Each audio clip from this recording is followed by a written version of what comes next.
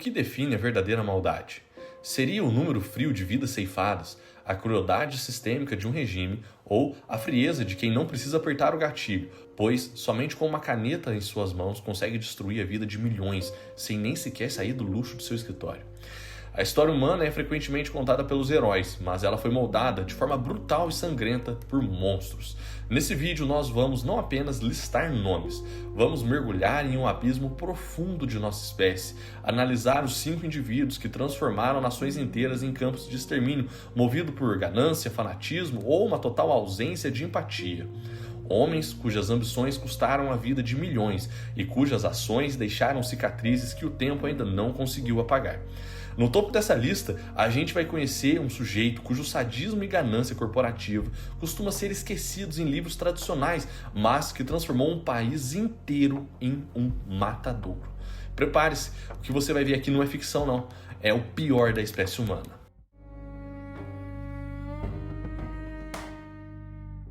Iniciamos a nossa lista no Sudeste Asiático.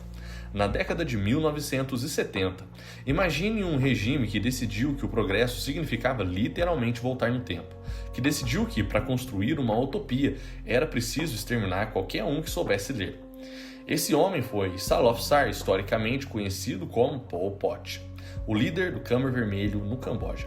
Em 1975, ao assumir o poder, Pol Pot decretou o Ano Zero. Ele esvaziou cidades inteiras em menos de 72 horas.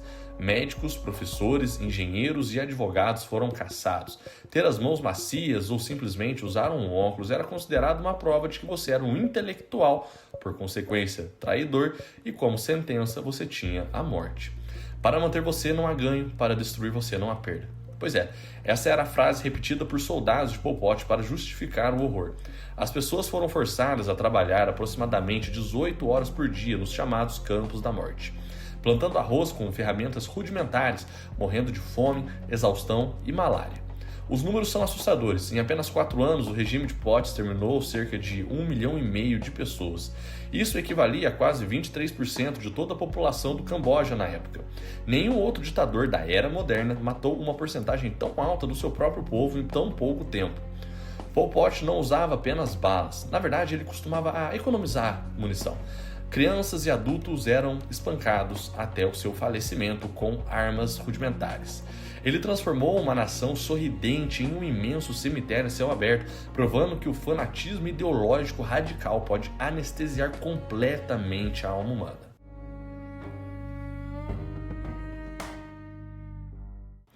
Na nossa quarta posição, encontramos um homem que transformou a sua paranoia em uma política de Estado e a fome em uma espécie de arma de destruição em massa.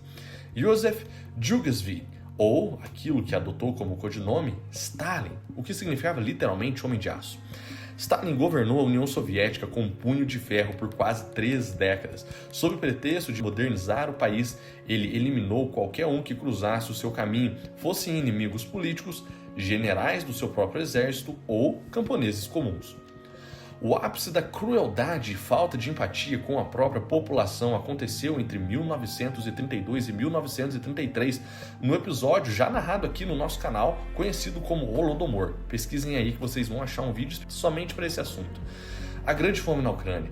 Isso foi feito para forçar a coletivização de terras. Stalin confiscou não apenas as propriedades, mas também os grãos de subsistência e os animais dos camponeses ucranianos. As fronteiras da região foram totalmente fechadas. Quem tentava fugir em busca de comida era morto. O historiador Timothy Snyder aponta que, no auge, o Holodomor, cerca de 10 mil pessoas morriam de fome na Ucrânia por dia. Mães foram levadas à loucura e até mesmo ao canibalismo para tentar salvar os seus filhos. Estima-se que entre 3,9 e 6 milhões de pessoas tenham morrido nessa tragédia, artificialmente provocada. A morte de um homem é uma tragédia, a morte de milhões é apenas uma estatística. Embora a autoria dessa frase seja desconhecida, ela resume perfeitamente o que foi a mente de Stalin durante esse período. Fora a fome, os seus terríveis expurgos políticos e redes de campo de trabalho forçados, chamados gulags, na Sibéria, ceifaram a vida de vários outros milhões. Prisioneiros eram exauridos até a morte no frio extremo para construir canais e ferrovias que por muitas vezes nem sequer eram utilizados. No total, os historiadores divergem e debatem ainda aquilo que foi os números causados ali por Stalin, mas existe uma quase conclusão de que cerca de 7 a 15 milhões de pessoas tenham morrido durante seu regime. Stalin provou para o mundo que a engrenagem burocrática de um Estado totalitário pode ser tão letal quanto qualquer exército invasor. No terceiro lugar da nossa lista, chegamos ao homem que detém o maior número absoluto de mortos sob seu próprio governo em toda a história humana. Mas, ao contrário de outros tiranos, a maior arma de Mao Tse-tung não foram as câmaras de gás ou paredões. Foi a arrogância burocrática e o colapso do planejamento de uma economia inteira. Em 1958, o líder da República Popular da China lançou o projeto Grande Salto Adiante. O objetivo parecia grandioso: transformar a China, de um país agrário, em uma superpotência industrial em tempo recorde. Quando olhamos para a China hoje, podemos até pensar que, talvez conseguiram esse objetivo, já que a China hoje é um dos países mais desenvolvidos e tecnológicos do mundo. Mas a execução para que a China conseguisse chegar a esse ponto foi um grande delírio ideológico que custou a vida de milhões. Mao ordenou aos camponeses que parassem de cultivar alimentos para produzir aço. Milhões de pessoas foram forçadas a derreter as suas próprias ferramentas de trabalho, panelas e talheres em fornos caseiros no quintal. Qual foi o resultado disso? O aço produzido era completamente inútil, vagabundo, e os campos de cultivo foram, de certo modo, abandonados. Para piorar, o regime iniciou a campanha contra as 4 pragas, ordenando o extermínio em massa dos pardais, acusados de comer grãos. Porém, sem os pássaros, uma praga avassaladora de gafanhotos destruiu o pouco que restava da agricultura chinesa. O historiador Frank de Cotter, uma das maiores autoridades no assunto, relata que o pior de tudo foi a mentira sistêmica. Oficiais locais, com medo de punições ou querendo agradar o partido, falsificavam relatórios oficiais, dizendo que as colheitas eram recordes. O governo central acreditava nessas mentiras e confiscava o pouco alimento real que os camponeses tinham para exportar. Quando não há comida suficiente, as pessoas morrem de fome. É melhor deixar que metade das pessoas morra para que outra metade possa comer até se fartar.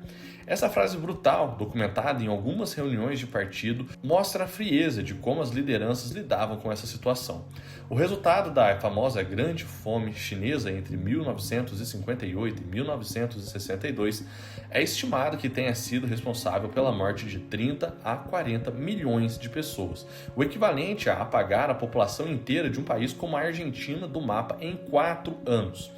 Mao não apertou nenhum gatilho contra todas essas pessoas, mas suas teimosias sistêmicas em não interromper um plano econômico que estava fardado a fracassar ou a ser bem sucedido, porém à custa de quase toda a sua população, apenas para salvar as aparências de seu regime, cometeu um dos maiores assassinatos em massa por negligência e orgulho da história.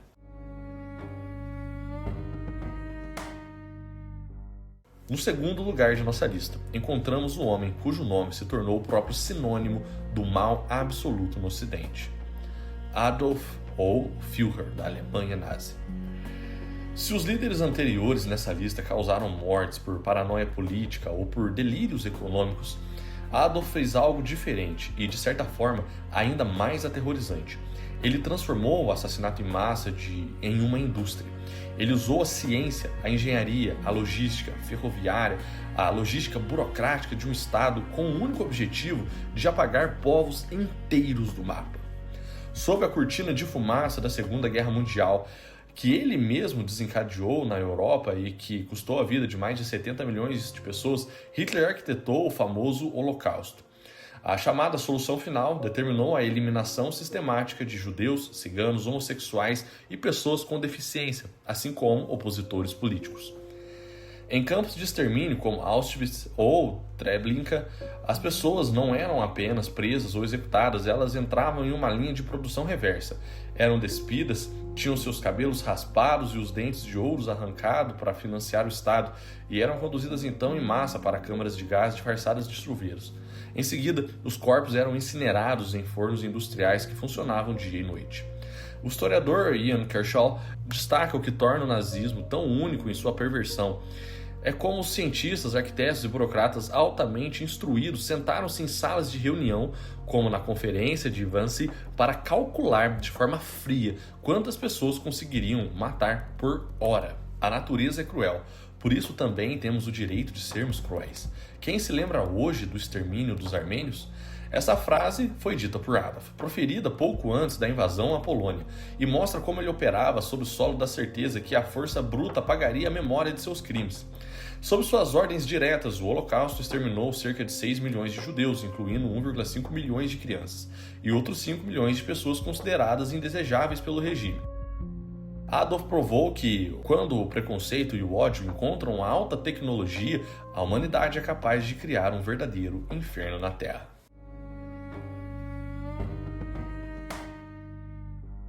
Chegamos ao topo de nossa lista. E o homem que ocupa o primeiro lugar não era um ditador fascista. Não era um revolucionário comunista com farda militar em busca de um objetivo delirante. Ele era um rei europeu, de terno, barba imponente, que operava em salões aristocráticos mais refinados do século XIX. Seu nome era Leopoldo II, da Bélgica, ou o Rei Construtor. O que coloca Leopoldo II no topo dessa lista de monstros não é apenas a escala de sua violência, mas a natureza única do seu crime. Ele não conquistou o Congo em nome da Bélgica. Ele convenceu as potências mundiais estrangeiras na Conferência de Berlim em 1885 de que criaria uma organização humanitária e filantrópica para financiar a civilização africana. Nascia ali, ironicamente, o chamado Estado Livre do Congo. Mas o Congo não era um Estado livre. Era literalmente uma empresa privada, propriedade pessoal de Leopoldo II, um território 76 vezes maior do que o seu império, a Bélgica, transformado no maior campo de trabalho forçado da história humana, com um único objetivo: extrair marfim e principalmente borracha para abastecer o boom da indústria de pneus no Ocidente. Para maximizar os seus lucros, Leopoldo criou uma milícia mercenária brutal, a Force Publique. O método de gestão era o terror. Vilas inteiras tinham cotas diárias de borracha para extrair. Se uma vila falhasse em cumprir a cota, os soldados tinham ordens de punir os nativos de forma exemplar. A prática mais sádica e infame desse regime era chamada decepação de mãos. Como os oficiais europeus exigiam que os soldados nativos justificassem cada bala gasta, com medo de que usassem a munição para caçar ou para uma rebelião, os soldados eram obrigados a trazer uma mão humana decepada para cada cartucho utilizado. Se um soldado gastasse uma bala errando o alvo ou caçando, ele ia então até uma vila próxima, arrancava a mão de alguém, provavelmente uma criança, e levava até os seus superiores. Fotografias da época registram esse mal absoluto, como por exemplo fotografias tiradas pela missionária Alice Stilley Harris, que mostram pais olhando fixamente para os pés e mãos decepados de seus filhos com 5, 4, 6 anos de idade. Homens eram chicoteados até a morte com um chicote de couro de hipopótamo, mulheres eram mantidas em cativeiro e forçadas a fazer os atos mais absurdos que você pode imaginar. O escritor e jornalista Adam Rothschild, em sua obra clássica O Fantasma do Rei Leopoldo, documenta o tamanho de seu genocídio. Estima-se que, durante 23 anos de domínio pessoal de Leopoldo II, entre 10 e 15 milhões de congoleses foram mortos ou mutilados. Metade da população do Congo foi simplesmente exterminada. E o que Leopoldo fez com o dinheiro manchado de sangue? Ele construiu monumentos luxuosos em Bruxelas ou Ostende, sendo apelidado como Rei Construtor. Ele nunca pisou no Congo, ele destruiu milhões de vidas por pura ganância corporativa, sem sair do escritório, sem sair do conforto do seu palácio. Se o Congo é o coração da África, Leopoldo II foi aquele que o arrancou com as próprias mãos. Quando o escândalo internacional finalmente estourou em 1908, Leopoldo foi forçado a vender o Congo para o governo belga. Antes de entregar o seu território, ele ordenou que os arquivos de Estado fossem completamente queimados. Ele disse a seus assessores que eu darei a eles o meu Congo, porém não darei a eles aquilo que eu fiz. Leopoldo II conseguiu a façanha de ser um dos maiores monstros da história humana, um assassino em massa e ainda assim morrer de velhice, cercado de riquezas, com seu nome em praças e estátuas espalhadas pela Europa. Ele representa o ápice da perversão humana, a maldade mascarada de filantropia e o lucro acima de qualquer rastro de humanidade.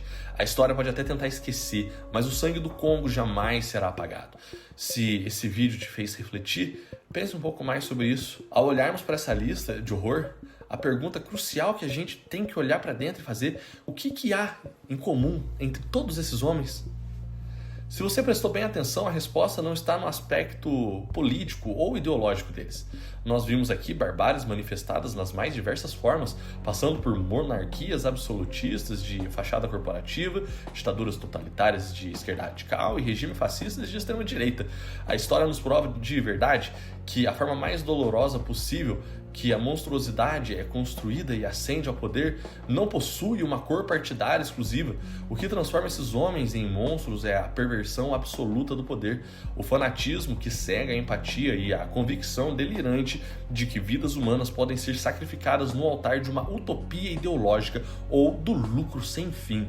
Mas há também um segundo culpado nessa equação, um culpado que os livros de história muitas vezes tentam poupar: o silêncio. Cada uma dessas atrocidades aconteceu não em um vácuo. Enquanto Pol Pot esvaziava cidades, enquanto Stalin matava milhões, enquanto Mao insistia em seu erro, Adolf construía suas fábricas de mortes, ou Leopoldo fazia de um país inteiro um matador a céu aberto, dezenas de estados democráticos ao redor do mundo sabiam exatamente o que estava acontecendo.